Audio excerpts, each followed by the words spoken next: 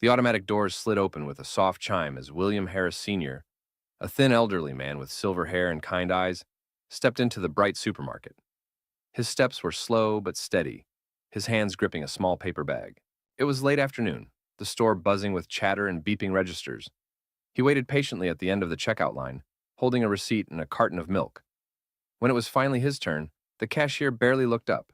Amber, a young woman in her 20s with bright nails and earbuds in one ear, was scrolling through her phone between customers. Next, she said flatly. William smiled politely. Good afternoon, miss. I just bought this milk here yesterday, but when I opened it, it was already spoiled. I was hoping, Amber interrupted with a sigh. You need to go to customer service for that, not me.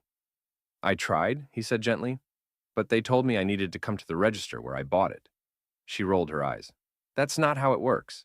You probably left it out too long. His face fell slightly. No, I brought it straight home and put it in the refrigerator. It must have been expired when I... Sir, she cut him off again, voice sharper now. We don't replace items just because someone thinks they're bad. You need proof. Do you have a photo or something? William blinked. A photo of spoiled milk? She gave a small, sarcastic laugh. Exactly. Look, I'm not a manager. I can't just hand out free stuff because someone made a mistake. The people in line behind him started to grumble. One man whispered, Come on, old guy, hurry up. William's shoulders slumped slightly. I see. I'm sorry for holding everyone up. Amber shrugged. It's fine. Next, please. He hesitated a moment longer, then nodded. You have a good day, miss. She didn't reply. She was already scanning the next customer's items. As William walked toward the exit, the security guard gave him a sympathetic look, but said nothing. The automatic doors opened again, letting in the cold breeze that ruffled his coat. He looked down at the spoiled carton in his hand, then back at the store. The place he had once dreamed would represent fairness and community. If only she had known whose name was carved into the wall above the customer service desk. The next morning, the store buzzed with its usual rhythm.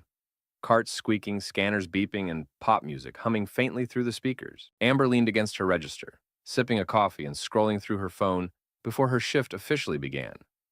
Her coworker Tina, a friendly woman from the bakery section, passed by and grinned. Rough day yesterday? Amber smirked. You have no idea. Some old guy came in trying to return milk he said was spoiled. Wanted me to just hand him a new one. Like I'm Santa Claus or something. Tina chuckled softly. A lot of folks get confused with the policy. Yeah, but he wouldn't listen, Amber said, rolling her eyes. Kept insisting the store was at fault. Looked like he hadn't shopped in decades. Honestly, some people shouldn't even be left alone to buy groceries anymore.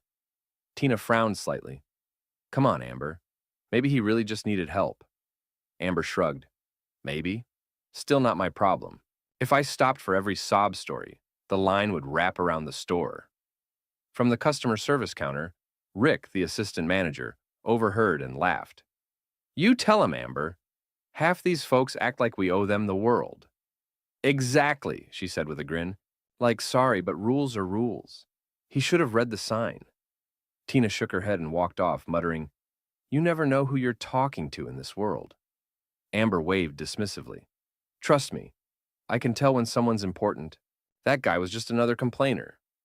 Later that day, while she was restocking the gum display near her register, she noticed the store manager, Mr. Douglas, pacing nervously by the front doors. He looked sharper than usual. Suit jacket instead of his regular polo, hair combed back, glancing at his watch every few seconds. Amber raised an eyebrow. What's up with him? She whispered to Rick. Big visit today, Rick said. Some corporate exec or founders supposed to be dropping by. No one knows who. Word is, it's someone really high up. Amber chuckled. Oh, great. Better pretend to care for a day. Rick laughed. You might want to do more than pretend. They say whoever it is, he's got a personal stake in this store. Like, personal. Amber shrugged again, unbothered. Fine, as long as he doesn't come through my line. Rick smirked. Let's hope he doesn't. The rest of the shift passed slowly. Every employee whispered about the mystery visitor, each more curious than the last. But when the clock struck 3 p.m. and the automatic doors opened with a familiar chime, Amber's smirk faded. It was him, the same quiet elderly man from yesterday. Coat buttoned, posture steady, eyes calm. He wasn't holding spoiled milk this time. He was walking beside the regional director. The entire store seemed to freeze. Amber's stomach dropped. Tina whispered, "You were saying something about knowing when someone's important?" Amber didn't answer. Her mouth had gone dry, and her confidence began to crumble as she watched William Harris Sr. slowly approach the front of her register, not as a customer, but as someone who clearly belonged there in a way she never imagined. The store went completely silent. Even the faint pop music over the speakers seemed to fade as the elderly man and the regional director walked down the main aisle toward the registers. Amber stood frozen, her hand still resting on the counter, heart pounding so hard she could hear it in her ears. Mr. Douglas, the store manager, hurried forward, straightening his tie nervously. "Good afternoon, sir," Douglas said with forced cheer. "Welcome back to Harrison Market. We're honored to have you here." Amber blinked. "Back?" The old man smiled warmly. "Thank you, Douglas. It's been a while since I last came here. I wanted to see how things were running." "Of course, sir," Douglas said, practically bowing. "We're doing great. Smooth operations, wonderful staff, high customer satisfaction." The regional director, Mr. Levine, raised a hand to quiet him. "Let's skip the sales pitch, Douglas. Mr. Harris prefers honesty." Amber's breath caught. "Mr. Harris?" Douglas nodded quickly, his smile faltering. "Right, of course." William Harris Sr. turned slowly, his gaze sweeping across the front of the store. His expression was calm, almost gentle, but his eyes carried a weight that made everyone stand a little straighter. When his gaze reached Amber, she felt it hit like a spotlight. He studied her for a long moment, not cruelly, but with quiet disappointment, the kind that says you already know what you did wrong. Douglas followed his eyes and suddenly recognized her too. "Amber, you were the one who helped Mr. Harris the other day, right?" Her face went pale. I didn't realize who—" Mr. Harris raised a hand softly. "It's all right, Douglas." His voice was calm, patient, but carried a tone of authority that silenced the entire staff. "She didn't know. That's the point." The regional director stepped forward. "Everyone, I think it's time we remind ourselves what this store stands for." He gestured toward the wall near the customer service desk, a long plaque engraved with gold lettering. The employees turned, and there, among the founding names, shone one in bold capital letters: William Harris, Cr. Co-founder, 1972. The air grew heavy. Amber's lips parted, but no sound came out. She looked from the plaque back to the man standing in front of her, the same man she'd humiliated over a carton of milk. Mr. Harris smiled faintly, though his eyes were sad. "When I helped start this company 50 years ago, I didn't care about profit first. I cared about people, the families, the single mothers, the retirees, everyone who walked through those doors. We built this place to serve them with dignity." No one moved. A few employees lowered their eyes in shame. He looked back at Amber. "Yesterday, I came here not as a founder, but as a customer, and I was reminded how easy it is to forget what matters most." Amber swallowed hard, tears welling in her eyes. "Sir, I didn't mean, I just thought—" He nodded gently. "I know you did. And now, you'll have the chance to make it right." He turned to Douglas. "I'd like to meet with your staff tomorrow morning. We're going to talk about what this store really stands for." Douglas nodded eagerly. "Of course, sir. Absolutely." As Mr. Harris walked away toward the office, Amber stood rooted to the floor, cheeks burning. She'd spent the past day laughing about a stranger. Now she realized that stranger was the reason she even had a job. Tina quietly whispered beside her, "Told you. You never know who you're talking to." Amber didn't reply. She just kept staring at the gold letters on the wall, the name she'd mocked without even knowing it. The next morning, before the store opened, every employee was gathered in the break room. The chatter that usually filled the space was gone. No one laughed, no one scrolled their phones. Everyone sat quietly, waiting. Amber sat in the back corner, fidgeting with the hem of her uniform apron. Her stomach felt tight, her mouth dry. She hadn't slept much. Every time she closed her eyes, she saw that golden plaque, his name shining above hers like a silent accusation. The door opened. Mr. Harris entered with the calm dignity of someone who didn't need to raise his voice to command respect. The regional director, Mr. Levine, followed behind, along with the store manager, who looked like he hadn't stopped sweating since yesterday. Good morning, everyone, Mr. Harris said gently, taking a seat at the front of the room. Thank you for being here before hours. I won't take too much of your time. A few employees nodded nervously. Amber kept her eyes fixed on the floor. He folded his hands. 50 years ago, when we opened the first Harrison Market, we didn't have fancy registers or polished aisles. We didn't even have air conditioning. A few people smiled faintly. But we had something better. We had respect. Every person who walked through our doors mattered. He paused, scanning the room. Somewhere along the way, we started to forget that. He didn't have to say her name. Everyone knew who he was talking about. I came in the other day not as a founder, he continued, but as a customer. A simple man trying to return spoiled milk. I wasn't testing anyone. I was just curious. Curious to see if the heart that built this place was still beating. He looked down for a moment, then back up. What I found was discouraging. Not because of one rude interaction, but because of what it meant. We've started to treat people like problems instead of guests. That's not how we built this company, and it's not how we'll keep it alive. There was a long silence. You could almost hear the hum of the refrigerator in the corner. Then he turned toward Amber. His voice stayed calm. Miss, what's your name? Her voice came out barely above a whisper. Amber, sir. Amber, he said kindly. I'm not angry with you. You were doing your job the way you thought you were supposed to. But let me ask you, when you saw me yesterday, what did you see? She hesitated, eyes glistening. An old man, who was wasting my time. He nodded. And now? She swallowed hard. Someone who deserved better.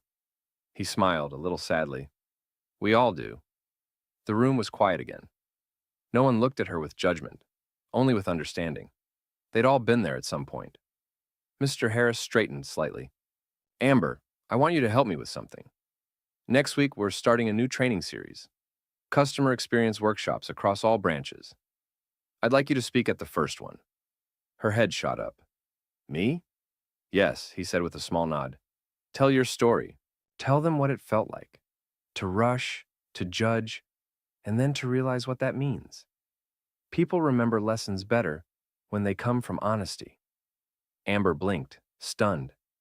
I don't know if I can. He smiled. Then start by trying.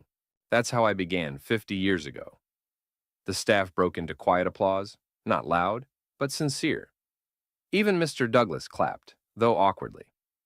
When the meeting ended, Mr. Harris rose and gave a small nod to everyone. Let's bring kindness back to this place. It costs nothing, and it changes everything. As he walked out, Amber stayed seated, tears silently streaking her cheeks. Tina put a gentle hand on her shoulder.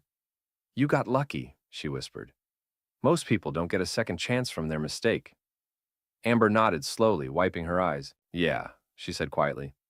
This time, I won't waste it. A week later, the store felt different. Customers smiled more. The staff spoke softer. The energy that once carried impatience now carried care. It wasn't perfect, but it was changing. And at the center of it all stood Amber. She was at her register again. But this time, she wasn't scrolling her phone or rushing through transactions. She greeted every shopper with genuine warmth, offering help before anyone even had to ask. The sharpness in her tone was gone, replaced by something lighter, a voice that felt human again. Good morning, sir, she said to an older woman's husband as he approached her lane. Did you find everything all right? Yes, ma'am, he said with a smile. You folks run a good place. Thank you, she replied softly. We try our best. Her coworker Tina walked by and winked. Look at you, Miss Customer Service. Amber chuckled. Just trying to make Mr. Harris proud? Tina smiled. I think you already did. Later that afternoon, a familiar figure appeared at the entrance. Mr. Harris stepped in quietly, his coat buttoned neatly, hands folded behind his back. He didn't draw attention. He simply observed, as he had the first time. Amber spotted him and felt her chest tighten. But this time, it wasn't fear. It was gratitude. She walked over, a genuine smile spreading across her face. Mr. Harris, it's good to see you. He nodded kindly. And you, Amber, how are things? Better, she said with quiet confidence. We've all been talking about your meeting. It really stuck with people. He looked around the store. I can tell. The air feels lighter. She hesitated, then added, I wanted to say thank you. for not giving up on me. Most people would have just had me fired. Mr. Harris smiled. Firing someone is easy. Changing someone, that's worth something. He started to walk toward the customer service desk, then stopped, glancing at the golden plaque on the wall. Amber followed his gaze. She took a deep breath and said, Every morning now, I look at that wall before my shift. I remind myself who built this place and why. He nodded approvingly. Then you've learned the most important part. She smiled. Respect. He returned her smile. Exactly. They stood there for a moment. An old man who once built a dream and a young woman who almost forgot what it stood for. Two generations bound by the same simple truth. As he turned to leave, Amber called out softly, Mr. Harris? He looked back. I'll keep it alive, she said. At the heart you built. I promise. His eyes glistened just slightly. I know you will. Then he walked out, the doors closing behind him, leaving the sound of steady beeping registers and friendly voices filling the air. Amber returned to her post, greeted the next customer with a bright smile, and scanned the first item, a carton of milk. She looked at it for a second, then smiled even wider. Good choice, she said warmly. We make sure it's always fresh here.